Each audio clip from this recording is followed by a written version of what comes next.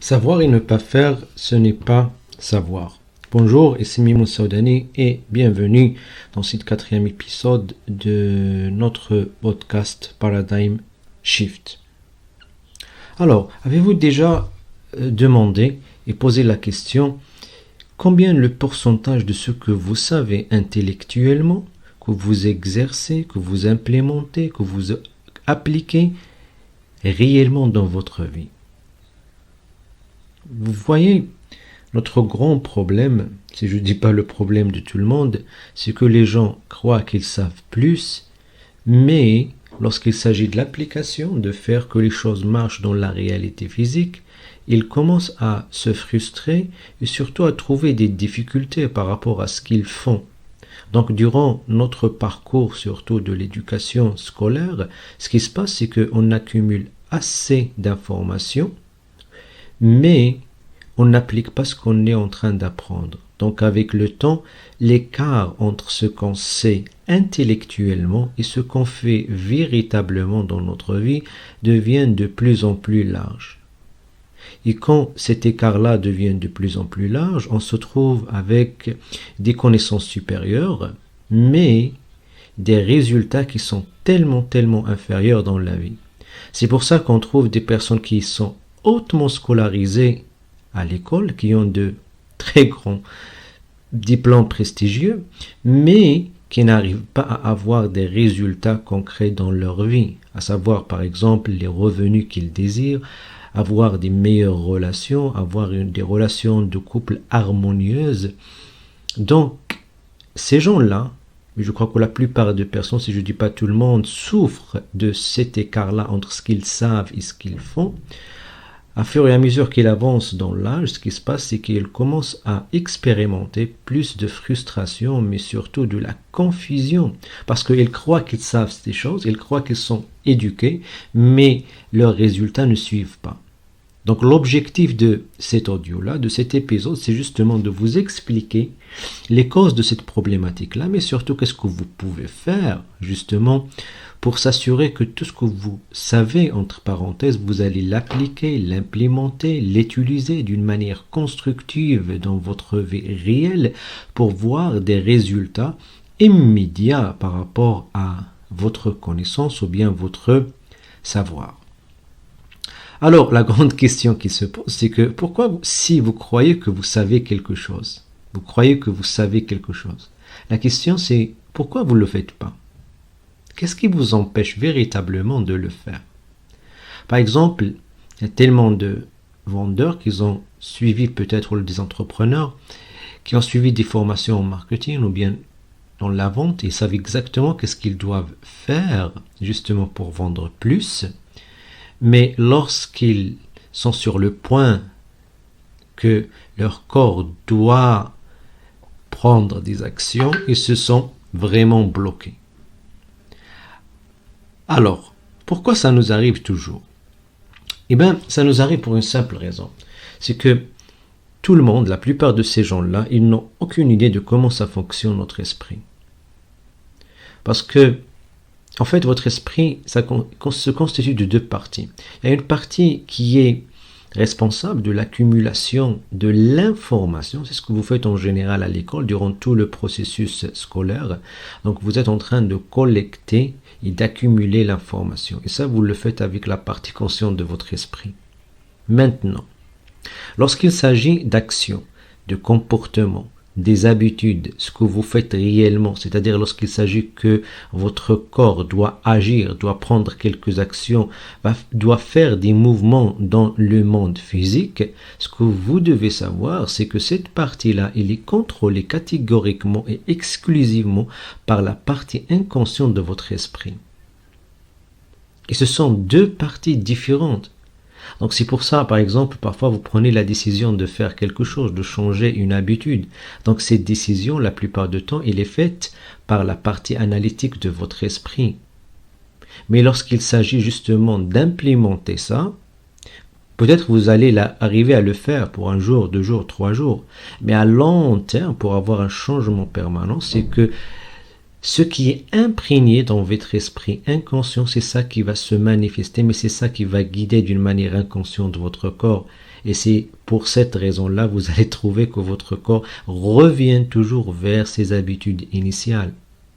Donc le gap entre savoir et faire, c'est principalement, il est lié à l'ignorance absolue de personnes par rapport au fonctionnement de leurs esprits. Ils croient que s'il suffit de prendre une décision et que dans l'immédiat ou bien dans quelque temps, ils vont justement le faire. Et c'est faux, parce que votre corps qui fait les choses, il doit être programmé, imprégné avec cette information-là. Donc, c'est pour ça qu'on dit dans la vie, vous obtenez pas ce que vous voulez, mais vous obtenez ce que vous êtes.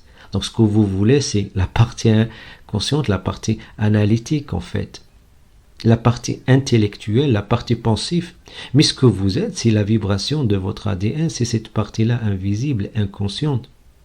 Donc maintenant, à chaque fois vous êtes sur le point d'apprendre quelque chose, au lieu justement d'être dans un conflit avec vous-même et d'essayer d'appliquer ça, et vous allez sûrement échouer parce que vous n'êtes pas programmé justement pour faire la chose. Donc la question que vous devez savoir, est-ce que je suis programmé justement à faire ça? C'est vrai que j'ai pris la décision avec mon esprit conscient, mais est-ce que cette information-là, il est imprégné, internalisé, programmé au niveau de mon esprit inconscient? Est-ce que je suis attaché émotionnellement à cette information-là? Si c'est le cas, alors vous n'aurez pas de problème, vous n'allez pas trouver des difficultés, vous serez tellement à l'aise à faire la chose. Mais vous savez, dans la plupart du temps, c'est pas le cas.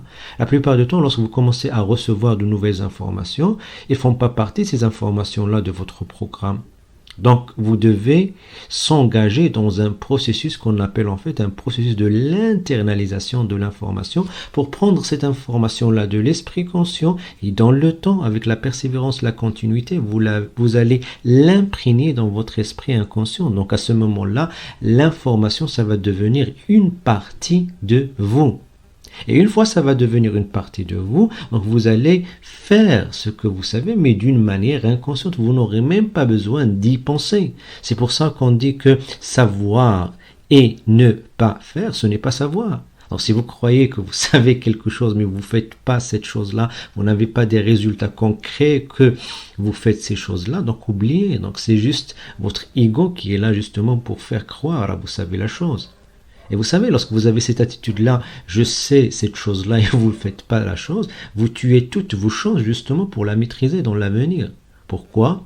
Parce que le processus d'internalisation d'informations, qui est le processus qui va garantir le fait de faire la chose, ce processus-là, c'est quelque chose qui est contrôlé exclusivement par le temps, mais surtout par la répétition. Donc, seul moyen justement d'internaliser l'information, c'est la répétition, c'est le fait de la faire encore et encore et encore et encore et encore, justement pour l'internaliser.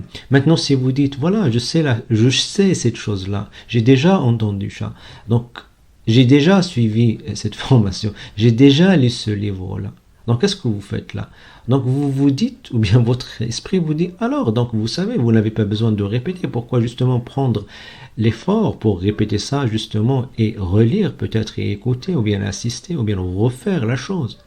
Donc, automatiquement, vous stoppez la répétition. Et une fois que vous arrêtez la répétition, donc là, vous arrêtez le processus d'internalisation et de la maîtrise des choses.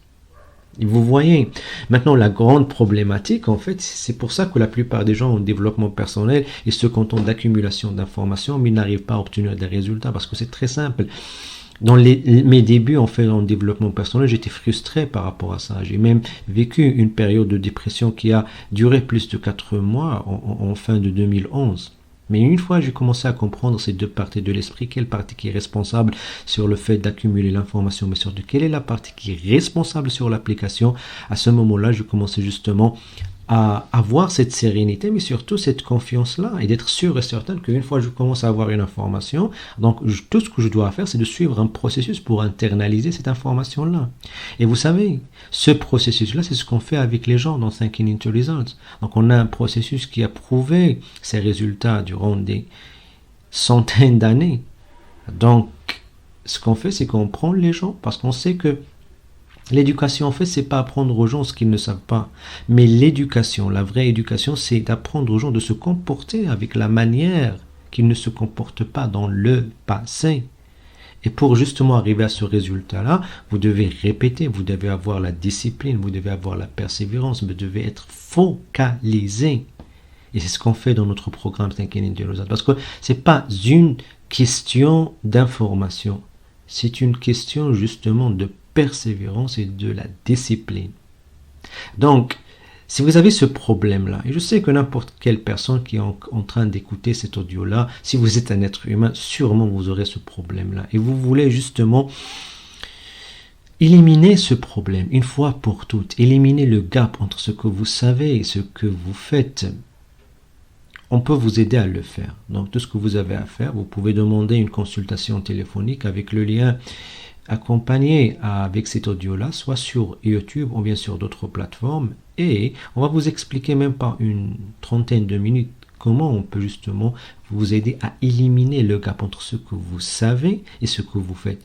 Parce que imaginez qu'est-ce que ça va devenir votre vie si une fois vous commencez à prendre une information et automatiquement, sans perdre le temps, vous êtes engagé dans un système pour internaliser cette information-là et après quelques temps, vous allez justement récolter les fruits justement de changement parce que vous allez appliquer, exécuter ce que vous savez. Ça va vraiment vous rendre un super humain. Parce que vous savez que chaque fois vous allez apprendre quelque chose, automatiquement vous allez l'implémenter dans le temps. Parce que vous savez comment ça marche et vous commencez à comprendre le processus. Et vous savez, une fois que vous commencez à avoir cette compétence-là, votre désir, votre envie, votre enseignabilité, ça va augmenter d'une manière extraordinaire. Et ce qui est encore plus important, c'est que vous pouvez faire avec d'autres, si vous êtes entrepreneur, si vous êtes chef d'entreprise, si vous avez une équipe, si vous êtes des parents, si vous avez des enfants, vous pouvez utiliser ce processus-là pour éliminer la frustration d'éducation et d'être un modèle, de mener les gens à faire les choses au lieu de savoir les choses. Donc, tout ce que vous allez à faire, si vous voulez aller encore plus loin et vivre en fait ce changement réel dans votre vie, remplissez en fait, demandez cette consultation téléphonique et je serai moi-même ou bien un membre de notre équipe heureux de vous expliquer comment ça se passe, mais surtout comment on peut vous aider là-dedans. Donc c'était Mimon Saoudani dans notre 4e épisode dans ce podcast, Paradigm Shift Podcast. Vous pouvez toujours s'inscrire dans notre chaîne YouTube ou bien sur d'autres plateformes dans lesquelles on partage ces podcasts-là. Comme ça, vous pouvez recevoir les prochains épisodes. Donc, je vous donne rendez-vous dans la prochaine épisode.